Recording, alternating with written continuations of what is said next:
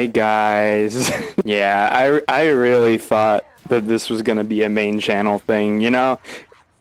But then something happened. I played Halo Campaign Evolved, and it didn't make me angry.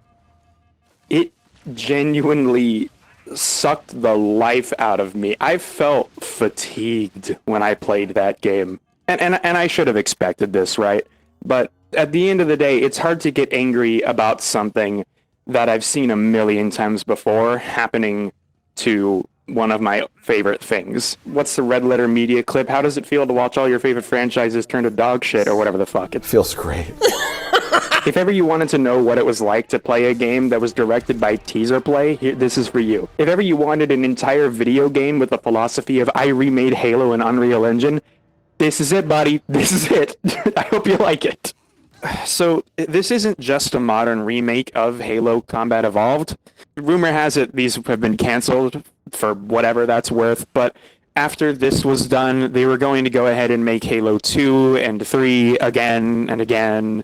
The way I see, hi, I'm re-recording with a different microphone. The way I see it, the reason for this is twofold. Firstly, there's a chance that this makes development of future games a lot easier because certain kinds of assets don't need to be changed, certain kinds of enemy behaviors, etc., etc.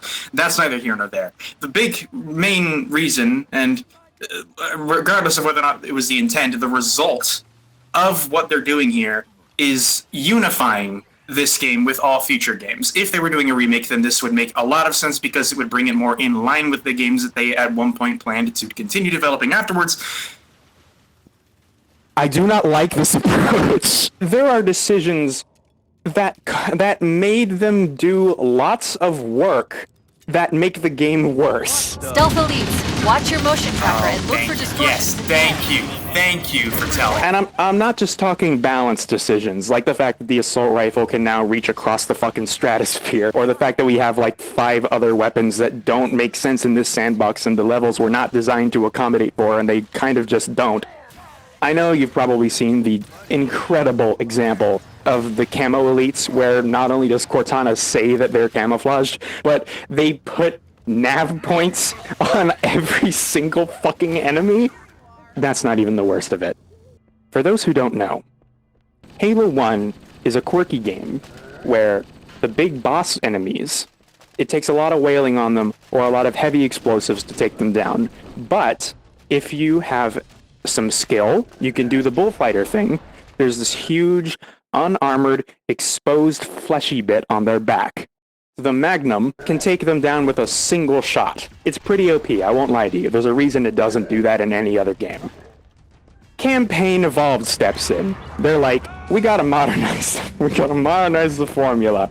Okay, how do we do that? Hunters, flank and hit their exposed. God, I'm playing on heroic. Shut up! I gotta dump a whole fucking mag into his back before it's like playing Halo 2. And it's like, okay, that's fine. That makes sense. And if that's all we did, then I would be okay with that. But if you want to take them down with a pistol, here's what you got to do. You do the bullfighting thing, you go around them, and then you see this? So you shoot that, and it reveals a weak spot that glows, and then you shoot that, and that's the thing that takes them down in a few shots. What are we doing? I look at this guy, and I'm like, man, if only there was some way, if only there was some fucking weak spot of some kind. Like, okay, if you wanted to balance this thing in a way that still makes sense for Halo 1, then you could just decrease the surface area of the weak spot to account for mouse and keyboard and new controllers and 60 FPS. This absolutely baffled me. I couldn't imagine a reason for this. But when I took a step back and I looked at the big picture again, I realized that no, this makes perfect sense. Because it's kind of like how Halo 3 operates, but not really. Gotta get around them, Jake! And so really, this isn't a nitpick.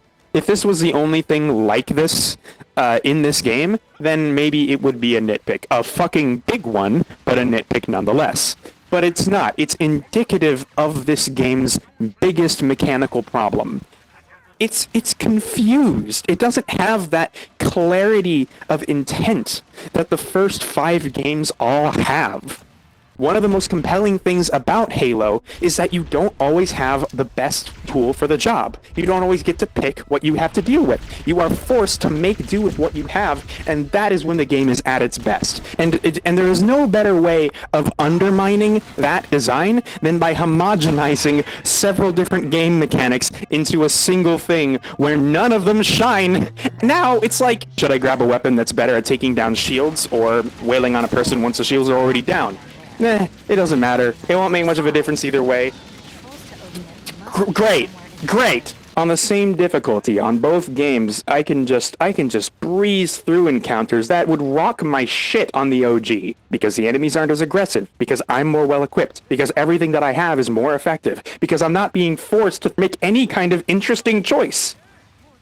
Like this kind of visual artifacting, the kind of smearing mess that you get in places like this, like Unreal doesn't have to look like this. It can look incredible. Like any engine, it's all about how you use the tools at your disposal. And even if it's firing on all cylinders, I still take issue with the way that they have chose to go about this, because part of what makes Halo 1 so uniquely compelling in terms of its visuals is some of the accidents that happened. It's the weird shit that came from the growing pains of moving to a new console, exploring new technology. So there's obfuscation and abstraction that happens through the low fidelity that leads to interesting results.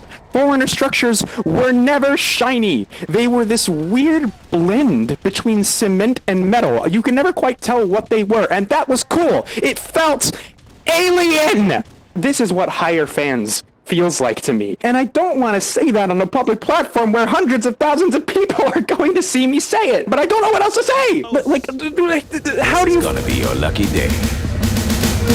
Halo 1's story is not high art by any stretch of the imagination. It is full of holes, it is amateurish, and it is dinky. And yeah, that's part of why I like it. I think it's cute, but I played Halo Infinite. I know that Jen Taylor is a very talented actress, so it can't just be her fault that whereas in the original game she sounded like a human being who spoke like a computer. That's the ship! Move! We need to get aboard now!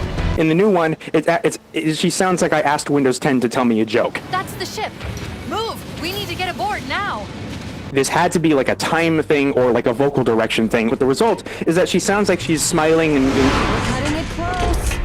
We're cutting it close. like none of this fucking matters. Like there are no stakes to any of this until there's a point where the stakes need to happen, and suddenly she flips it on, and I remember that she's an actress. Every cinematic in this game feels like it was made for a trailer clip. It's insulting. Time for a little payback. Everything is so needlessly melodramatic. It takes so much more time. There's so many unnecessary, obnoxious little flourishes. These aren't just nitpicks. These choices suggest a fundamental misunderstanding of the source material, a Netflixification of what it's trying to pay homage to? I don't know. It's embarrassing, it's pointless, it's unnecessary. It makes me sad. It just doesn't need to exist. This does not need to exist. This is the epitome of art as a product. If they actually gave a fuck about preserving art, they would have just ported MCC to the PlayStation, but that's not what they did, because of course it's not, because I wouldn't make as much money. So instead we have this skinwalker, this vague, spineless facsimile of the thing that I once loved, parading around as if that's what I wanted. Like that's what really pisses me off. It's not that all of these corporations are pandering to me. It's that they're pandering to the person that they think I am. I hate that fucking guy.